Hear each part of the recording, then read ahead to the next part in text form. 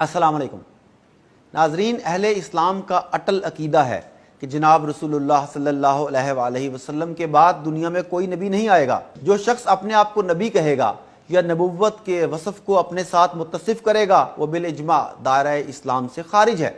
عقیدہ ختم نبوت توحید کے بعد سب سے اہم عقیدہ ہے، جس کی وضاحت میں جہاں باری تعالیٰ نے لگ بھگ 100 آیات نازل فرمائیں، وہیں زبان نبوت سے 210 متواتر احادیث مبارکہ وارد ہوئیں۔ ناظرین، دور نبوی سے آج تک جس نے بھی اس عقیدے پر ضرب لگانے کی کوشش کی اسے منہ کی کھانا پڑی۔ صحابہ کرام رضی اللہ تعالی عنہم، تابعین، تبع تابعین اور اسلاف رحم اللہ نے اس کے تحفظ کی خاطر اپنی جانیں قربان کر دیں۔ ایسا نہیں کہ آپ صلی اللہ علیہ وآلہ وسلم کے دنیا سے رخصت ہونے کے بعد اس فتنے نے سر اٹھایا ہو، بلکہ آپ صلی اللہ علیہ وآلہ وسلم کی حیات مبارکہ میں ہی جھوٹے مدعیان نبوت پیدا ہونا شروع ہو گئے تھے۔ فتح مکہ کے بعد دین اسلام تیزی سے پھیل رہا تھا۔ جناب رسول اللہ صلی اللہ علیہ وآلہ وسلم نے ایک رات خواب دیکھا کہ آپ صلی اللہ علیہ وآلہ وسلم کے ہاتھ مبارک میں 2 کنگن ہیں، جس سے آپ صلی اللہ علیہ وآلہ وسلم کراہت محسوس فرما رہے ہیں۔ آپ نے ان کنگنوں کو پھونک مار کر اڑا دیا۔ اس کی تعبیر آپ صلی اللہ علیہ وآلہ وسلم نے یہ ارشاد فرمائی کہ اس سے مراد 2 جھوٹے مدعیان نبوت ہیں اور دونوں میرے جانثاروں کے ہاتھوں انجام کو پہنچیں گے۔ ناظرین، اسود انسی یہ پہلا جھوٹا مدعی نبوت تھا۔ یمن کے اس باشندے نے ایک گدھے کو اپنا تابعدار کیا ہوا تھا اور شعبدے بازیاں دکھاتا۔ جناب رسول اللہ صلی اللہ علیہ وآلہ وسلم کے جانثار صحابی حضرت فیروز دہلوی رضی اللہ تعالی عنہ نے اس سے واصل جہنم کیا۔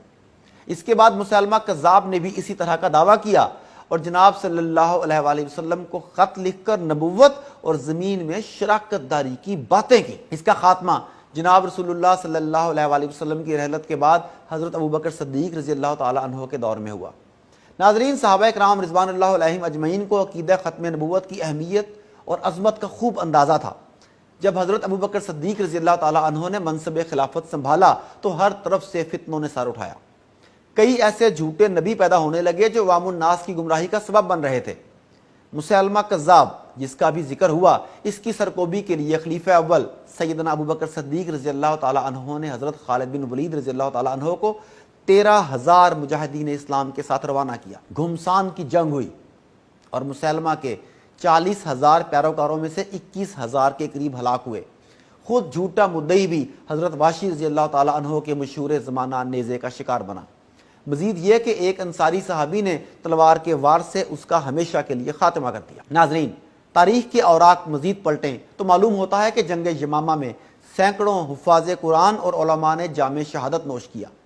علاوہ ازیں دفاع ختم نبوت کے اس مارکے میں کل 1200 صحابہ کرام نے جام شہادت نوش کیا۔ خلافت راشدہ کے بعد بھی اس طرح کا کوئی گمراہ شخص کھڑا ہوا تو مسلمان خلفاء، سلاطین، امراء، ائمہ، مجتہدین نے اس کی سخت پکڑ کی۔ حضرت عبداللہ بن زبیر رضی اللہ تعالی عنہ کے دور کا مدعی نبوت مسعود ثقفی ہو، خلیفہ ابو جعفر منصور کے دور کا سیس خراسانی ہو یا خلیفہ رازی باللہ کے دور کا محمد بن علی شمعانی، ہر ایک قتل کیا گیا اور مردار ہو کر جہنم کی آگ کا حقدار ٹھہرا۔ ناظرین، ہماری قریب کی صدی یعنی 19ویں صدی کی بات کی جائے تو بر صغیر پاک و ہند کے اندر یہ فتنہ پھر اٹھا اور اس مرتبہ اس کے پیچھے منظم کفریہ طاقتیں تھیں۔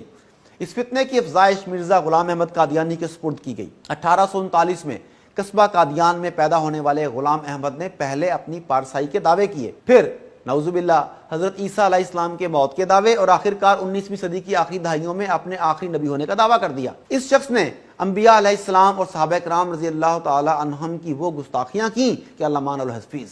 ناظرین، 1908 میں مرزا غلام احمد قادیانی کی وفات کے بعد اس کے جانشینوں نے جھوٹی نبوت کا کاروبار چلایا۔ قیام پاکستان کے بعد یہ جماعت پاکستان میں سرگرم ہو گئی۔ پاکستان کے پہلے وزیر خارجہ ظفر اللہ خان قادیانی جماعت سے تعلق رکھتے تھے۔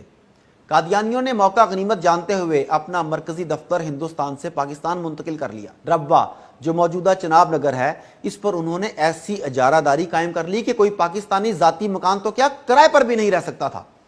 قادیانیوں کی اسلام دشمن اور پاکستان دشمن سرگرمیوں کے خلاف پابندی عائد کرنے کے لیے عوام الناس نے 1953 میں تحریک چلائی، مگر حکومت نے کوئی عملی اقدام نہ کیا بلکہ ربوہ میں مارشل لا نافذ کر دیا، جس سے تقریباً 10,000 مسلمان شہید ہوئے اور لگ بھگ اتنے ہی سلاخوں کے پیچھے ڈال دیے گئے۔ ناظرین، 1970 کے انتخابات میں قادیانیوں نے پیپلز پارٹی کا ساتھ دے کر حکومت بنانے میں مدد کی۔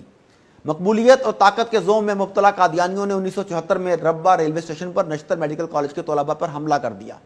اس واقعے کے بعد پورے ملک میں آگ لگ گئی اور عوام مطالبہ کرنے لگے کہ جب تک اس فرقے کو کافر قرار نہیں دیا جاتا اس وقت تک ہم سکون سے نہیں بیٹھیں گے۔ فسادات کے باعث حکومت وقت کو اس مسئلے پر سنجیدگی سے سوچنا پڑا۔ 30 جون 1974 کو قومی اسمبلی کے اجلاس کا آغاز ہی اس بات سے ہوا کہ قادیانیوں کو خارج از اسلام قرار دیا جائے۔ حکومت کے علاوہ حزب اختلاف کے ارکان نے بھی اتفاق و اتحاد کا مظاہرہ کیا۔ آخرکار 7 ستمبر کو قومی اسمبلی میں قادیانیوں کی 2 الگ الگ جماعتوں کو خارج اسلام قرار دے دیا گیا اور قرار دیا کہ جو شخص حضرت محمد صلی اللہ علیہ وآلہ وسلم کو اللہ تعالیٰ کا آخری نبی نہیں مانتا وہ بھی کافر ہے، اور اس قانون کے پاس ہونے کا سہرا بھی پیپلز پارٹی کو ملا۔ ناظرین، یہ دن صرف پاکستان کے مسلمانوں کے لیے ہی نہیں بلکہ تمام عالم اسلام کے لیے مسرت بھرا دن تھا، کیونکہ برطانیہ کی گود میں پلنے والے یہ قادیانی پوری دنیا میں فساد مچائے ہوئے تھے۔ اس فیصلے سے پورے عالم اسلام میں رہنے والے مسلمانوں کے قلوب کو راحت پہنچی۔ آج اس بات کی ضرورت ہے کہ ہم بھی ختم نبوت کاز کے لیے کام کریں اور آقا صلی اللہ علیہ وآلہ وسلم کی روح مبارک کو سکون پہنچائیں۔ آج ہمیں اس بات کا عہد کرنا ہے کہ آپ صلی اللہ علیہ وآلہ وسلم کی ذات یا صفات مبارکہ پر آئندہ کسی طرح کا حملہ ہوا تو ہم ناموس سے رسالت کی حفاظت کی خاطر تن من دھن قربان کر دیں گے اور کسی طرح کی قربانی سے دیگ نہیں کریں گے انشاءاللہ۔